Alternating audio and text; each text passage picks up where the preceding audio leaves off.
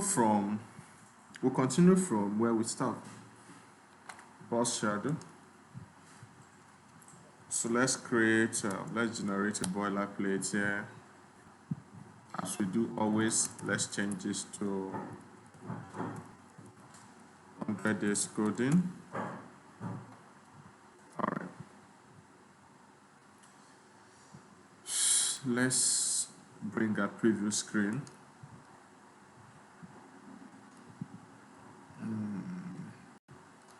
Okay. And here, let's have a test. A p tag here, and let's just have test this is a paragraph, yeah, something like that. Okay, so let's try to style this and give it that color, that shadow effect. So we have to bring a p tag here, and then we can style it. So we can just go ahead and give it test shadow 2 ps. Okay. So it's not visible. So let's add red to it. It's not visible. Why is not? Oh, we need to connect. We need to connect our style sheet.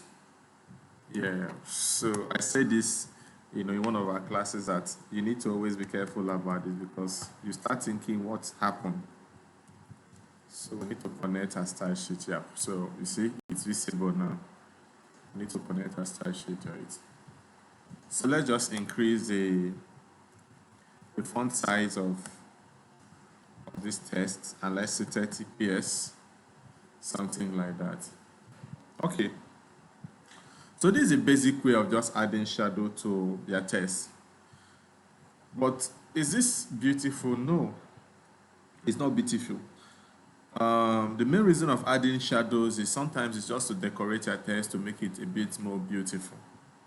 So we can add something to this that will make this text look better. And what we'll add to this is going to be shadow effect, blur effect. So let's give it 2 ps again, 2 ps, and then the next value is going to be blur value. So we'll give it, let's say 5 ps, and see how it's going to look like. 5 ps, and let's give it red. Okay, so you see that there's a difference. So the blur effect has given that difference. So let's make this 7. Okay. So the next value here is for blur effect. The first value is for the vertical shadow. The second value is for the horizontal shadow. That's the left and right, or right and left. And then the third value is for the blur effect. So basically, we can add blur effects to make our text even more beautiful. But let's even style this some more and say we want to have something more beautiful. We can give this text color white, right? We can give it white. And here, instead of using red, we can give this black. Okay, we can give this black. And then let's maybe reduce our blur effect and make this 5 or 4. 4 is fine. So this looks really beautiful. So if I remove my shadow effect, you see that this text is not even visible because, of course, it's white text and white background. But the shadow effect just gives it that beautiful look, right? That beautiful look. So basically, we just use the shadow effect to make our text more beautiful. Just give it more beauty. let me also do something. So let's set this to 0, set this to 0, and then let's increase our blur to 8, somewhat like this. So this looks beautiful. So you can just play around with your shadow effects. Just play around with them, play around with the values, and just see how it looks. Play around with the colors, so you can change your colors to different color field.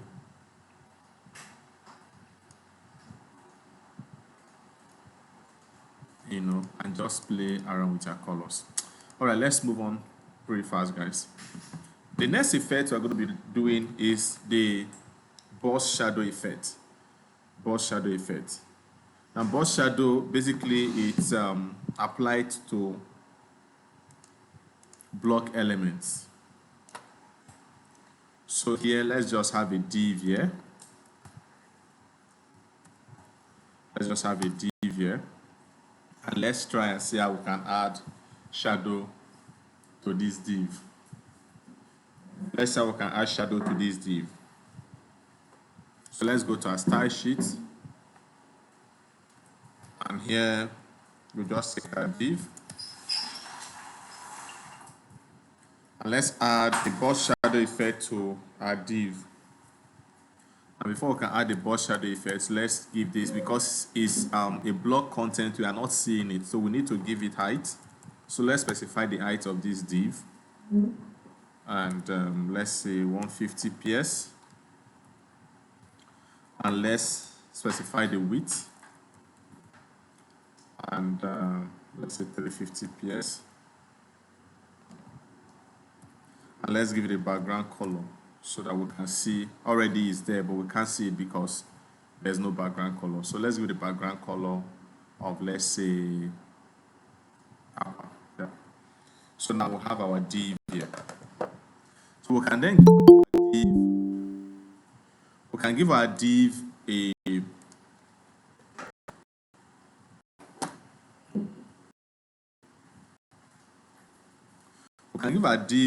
shadow effect, boss shadow effect, and same way why we use test is the same way you use a boss shadow. So we can give it 1 ps, 1 ps, and then we can also specify the color that we want our div to be. We can also specify the blur value. So we can, the blur value, let's say 5 ps, somewhat like that. And let's specify the color. So we can use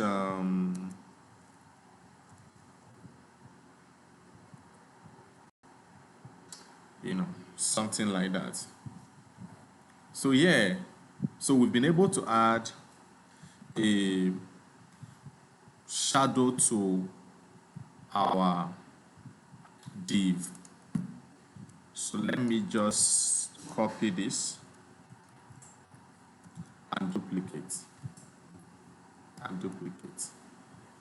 Here we can, so let me ask. Now we have this div, and this div. We don't like the fact that they are together. We want to give them little space between this and this. We need little space between this and this. We need little space. What CSS property should we use to get that? Anybody can answer. What CSS property should we use? We want to give them spaces. What CSS property should we use? We've done this. What CSS property should we use? I don't want to length. It's simple. Thank you, margin. So let's see if that's correct.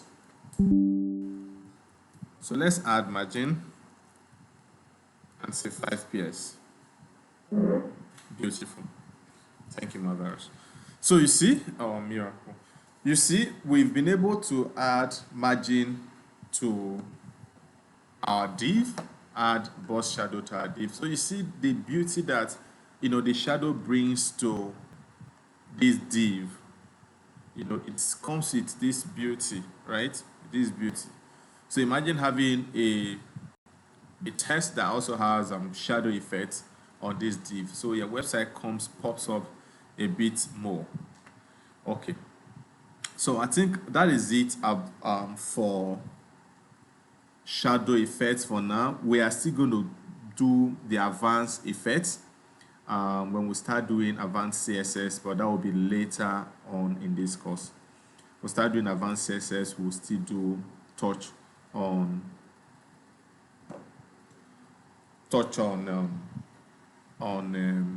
shadow effects. Okay, so we'll move on to the next item, CSS product we want to look at, which is icons. Now, so CSS icons are like when you get to a website, you see something like, let's click a new website, so you see stuff like this, stuff like this, or maybe the contact of in the website, Instagram icon, Facebook icon. So those are icons, right? And most times they are not graphic works. They are SVGs from icon providers. So we have like 3 basic icon providers that we use for web development. You can write this down if you may. We have number 1, Font Awesome. Font Awesome is actually my favorite. We have Google. Google also provides us with icons. Font Awesome, Google, and then Bootstrap. These are the 3. I think there are more, but these are the 3 popular ones. And out of the 3, I always prefer to use Font Awesome, but you can also use Google or Bootstrap. We're still going to do Bootstrap proper later on in this course, the course of this 100 days. Okay, so how do we work with icons? First, we have to go to either Bootstrap, Google, or Font Awesome and get our link. We'll paste the link inside the head area of our website, and from there we can connect the icons to our website. So I'll just go ahead now and go to Font Awesome website. So fontawesome.com, fontawesome.com, this is the website. So here I'll have to sign in first. So if you are new to the platform, you need to sign up. But I just have to, so if you don't have an account, you just sign up. So I will just log in.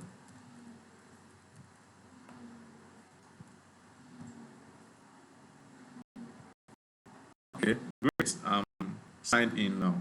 So here I'll go to my kits. Go to my kits. From my kits, I'll go to open.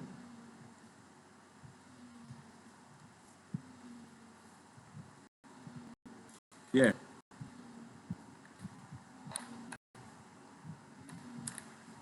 So from open, I'll go to set up.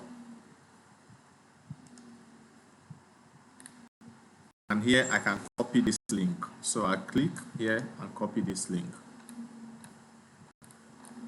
Kit, open, set up, and then copy a link. Now the link I've copied, I'll have to take that link to the head area of my website. So here I will just paste it below the CSS link. All right. So here I have my Font Awesome link in my website. So now I can use my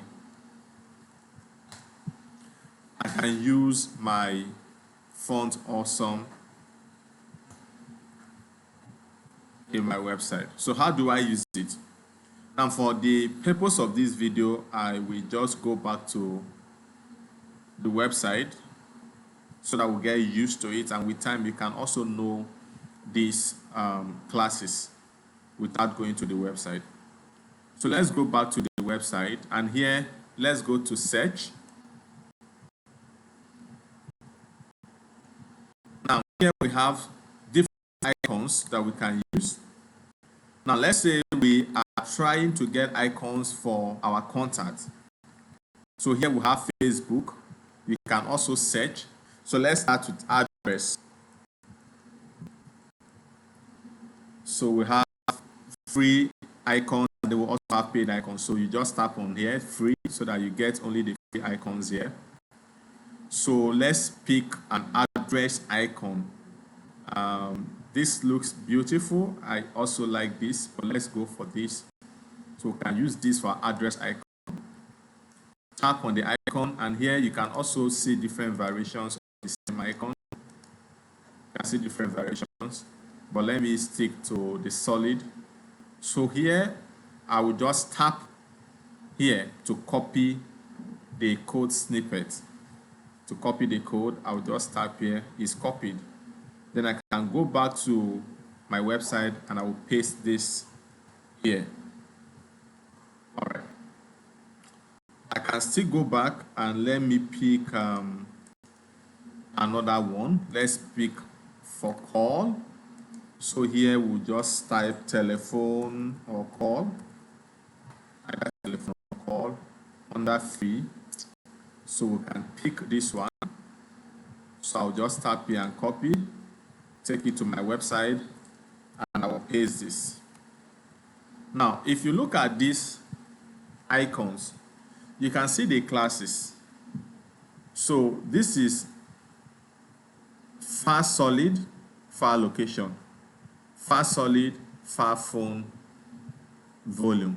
So that will give you an idea of how their classes, the classes setup look like. So we can have far solid, far Instagram, something, right? So but as you keep using it, you will understand this better. So you don't need to go to the website over and over again to copy these classes. So let's pick our final icon, and we'll just pick let's pick Facebook.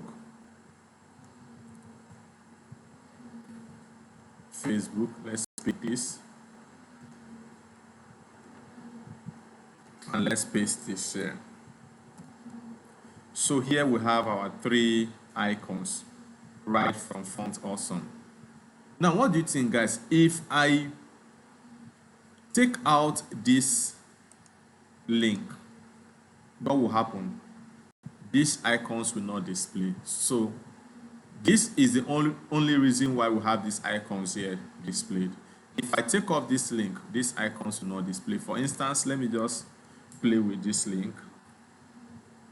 So you see the icons disappeared because it's not seeing the link. It's not, because this is linking it to the back end of Font Awesome.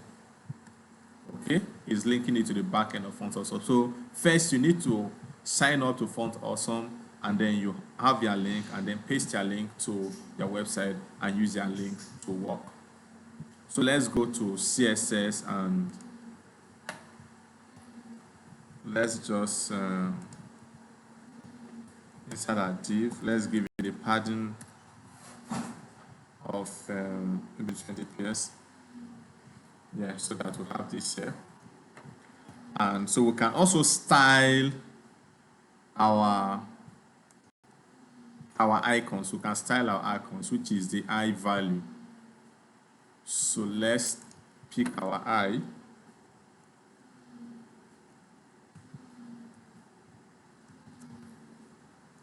And let's give it a color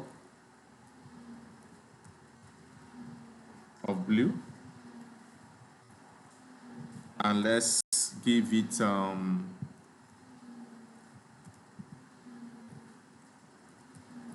of 2 ps, maybe small, maybe 5 ps, 5 ps, something like that. So just to create spaces between them.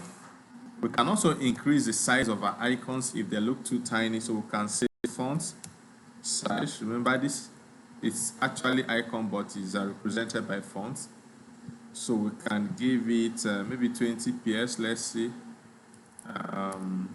Let's make it 40 ps and see. Yeah, something like that. Right, so you can use your icons now to work. And these icons, we can also add our links to it. So we can add a link to our Facebook here. And to do that, we need to enclose this in our A tag. So we need to enclose it in our A tag so that we're able to have our link here. This is not part of this video, but I just thought I'd put it here. So here we can have our href, and we say https facebook.com/starlink info. Okay, so now we have this as a link. So if I over this guy, you see that it's showing me that, hey man, I am clickable. But here you see it's just giving us a pointer. So if we click on this guy should take us to our website. It should take us to our Facebook page. You see, looking like, okay, you can click me, right? And this is not. So if you click on this, it should take us to our Facebook page. So that's how you can wrap your icons inside the A tag. Remember, the A tag helps you to, impute links to whatever you want to impute links to. We can also style these things differently. If we want Facebook to have a blue color and maybe the same shade of blue Facebook have, we can have that, and then have this to represent a different color. So that will mean us giving them ID. So you can give them ID, right? You can specify an ID for them.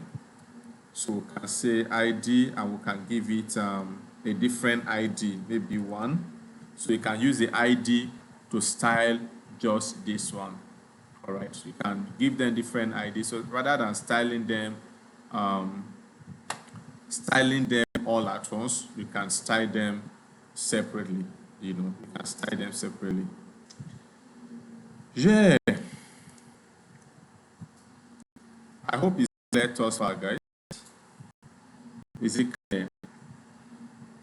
Is there anything you want to ask? Is there anything that is not clear?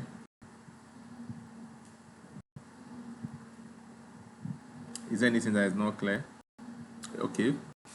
It's clear thus far. Let me see. 77 is clear. You got everything. 77. I'm going to explain all this because when we start working proper things again, we just assume.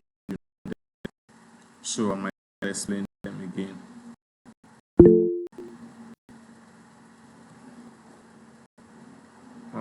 Okay, Miracle, you want to ask a question? Go ahead.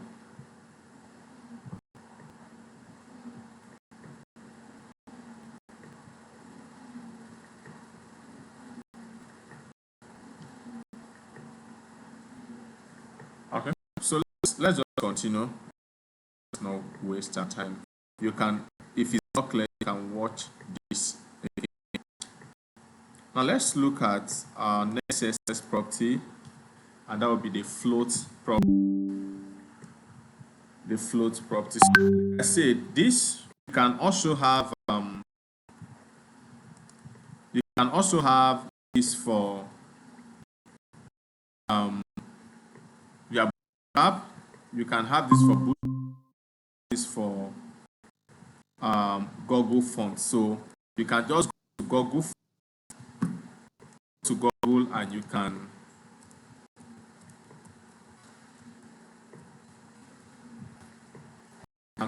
out the link, paste it on the section of paste it on the S section of your code, and you are good to go.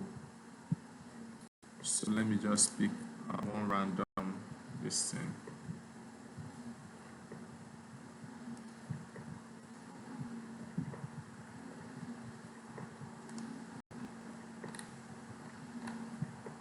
All right, so you can just copy your code and then paste it at the S section of your website, and you are good to go. Same for Bootstrap. You can go to Bootstrap.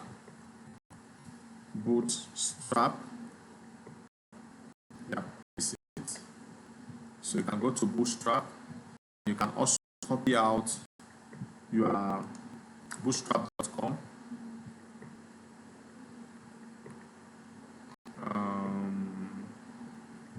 Documents. Yeah. So you can copy out your link. Where is that? Yep. Copy out your link and then you paste it at the extension of your website, and you're good to go. But when we start working with Bootstrap, you see how beautiful Bootstrap can make your website look. So instead of just copying the link, we just copy the whole head section, and from there we can start working with Bootstrap and make your website very beautiful. Okay, let's move on. Let's continue. The next we are going to be looking at is our float property. So here I will just take off everything here.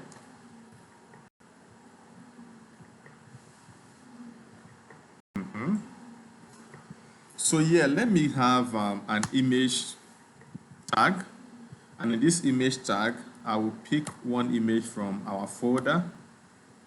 Yeah, something like this. And let me also have a p tag here, and here lorem to generate random text.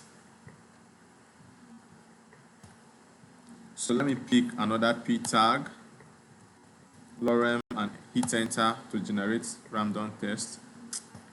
Okay, just something like that. So I have my image, which is looking too large, you know. So I think we need to reduce the image. It's looking too big. Okay, let's go to CSS and let's take off all this. And let's img. We didn't give it a class, so we're just going to use image img to style it. But you can give it a class if you want. So let's specify a width for this, and let's give it a width of maybe 400 pixels, and let's also specify height, and maybe height of 100 pixels. Okay, and let's make this 300 so that we can drive home our point. 300 pixels, fine. Now guys, pay attention. Now look at this. Normally what we are looking for is that if we place an image, we should be able to place our text here, have our text around it. If you see how magazines and articles look like, we can place our image and have our text around it. But you see that immediately we place this image, text cannot go around this image again. No matter how you try it, text cannot go. See, the text cannot go around that image. All right, that's because image is like a block level element. So also have our image and also have our text floating around it. We're going to use the float property, the CSS float property. So here we will just add the float property to our image, and let's say float, and then we decide the float direction. Is it left? Is it right? Is it inline? So, but let's do left. So we'll do float left. So now our image can float to the left, and the text can float to the right of our image, somewhat like what we are seeing here. We can also say, no, we want our image to float right. So we do our image to float right, and then the text can float left. We can also give the padding. We don't want the images, the content to be too close to, margin. We don't want the content to be too close to it. So we can give it a margin, and we'll say maybe margin of 10 ps. So we have this fill. So you see the space there, right? So you can float any object. We can float our div. We can float our and any block level element. We can float them using the float properties. So we have lots of float properties that you can check and just play around with them. I don't always expect us to stop where I stop. So you can go beyond where I stop.